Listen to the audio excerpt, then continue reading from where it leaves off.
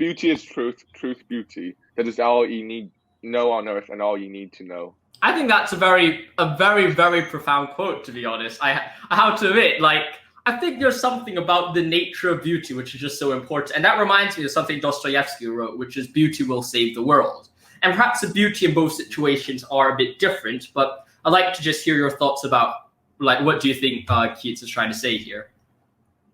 I think I've been thinking more and more, and you know, because recently I've been listening to a lot of classical music. You know, I haven't been really listening to music for like the past year because every time I listen to music, I can't concentrate on other things because I'm like drawn to the beauty of music. I'm like, fuck, I'm wasting my time. So I'm like, okay, I just yeah.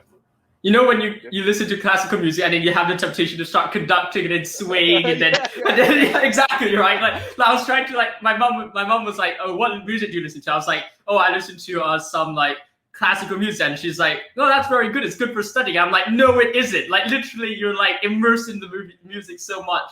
Like at some degree, sometimes songs with lyrics are even less distracting than like listening to like, who is it, Wagner or someone like that. Yeah, so I think it's, sometimes I can't take beautiful music just because it's too distracting. It's too, and I think this brings out some part of music. Or some part of beauty. Is that beauty is actively something that is beautiful. Actively captures your imagination. It draws you over to it, and I think this might have something to do with truth in the sense that what you find beautiful is some truth about yourself or about you as a person, and it is from immersing yourself into beauty that you come to understand yourself through what is beautiful outside you, what you find beautiful. I think that's just something so interesting. I completely agree with you. It's like beauty is, in some degree, you could almost make the case that beauty to humans, the aesthetic nature of humans, is perhaps even more important than humans' ability to seek the truth, or it is of its own class, perhaps. It's the other category which is beyond us in some greater way.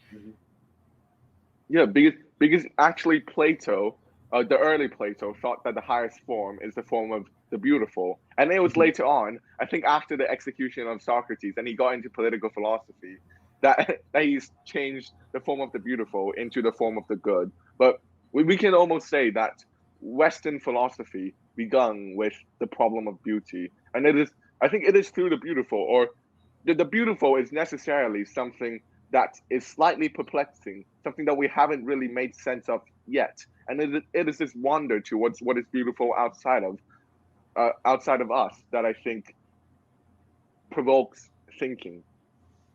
And that's a very interesting thing, and I think like we could push it more. Especially your discussion about Plato was very interesting to me because when you said, well, Plato started off with beauty and then went to the good, perhaps there's this idea that maybe, and of course this is not to say interpreting Plato, but there's this idea that maybe the beauty is the good, or there is something identical between beauty and the good. And when we realize that something is beautiful, when we're awestruck by a beautiful painting, perhaps it's because we intrinsically also realize that it is good at the same time.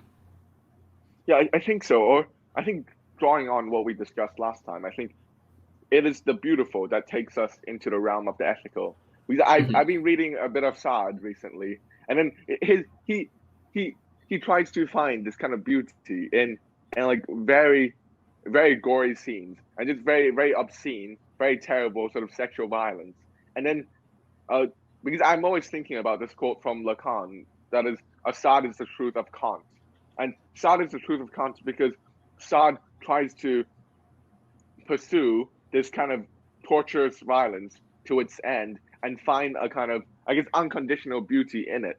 And it is this unconditional striving towards something beautiful that makes the ethical. But I don't think you can necessarily equate beauty with the good, because some people find things, what some people find beautiful isn't necessarily very good.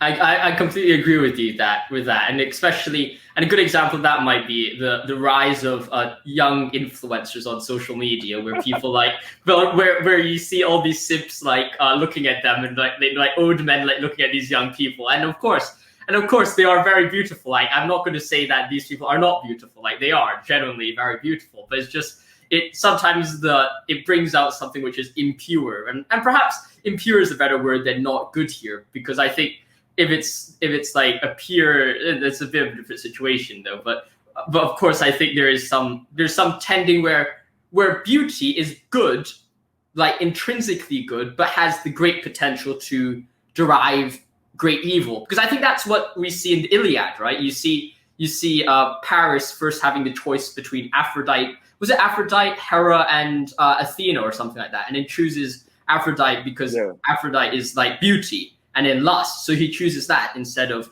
the other two. And then after that, it leads the great beauty of Helen leads to a great war. So it's like beauty is beautiful and good in itself, but also when taken out of context can lead to great harm and devastation on a magnificent level. But at the same time, I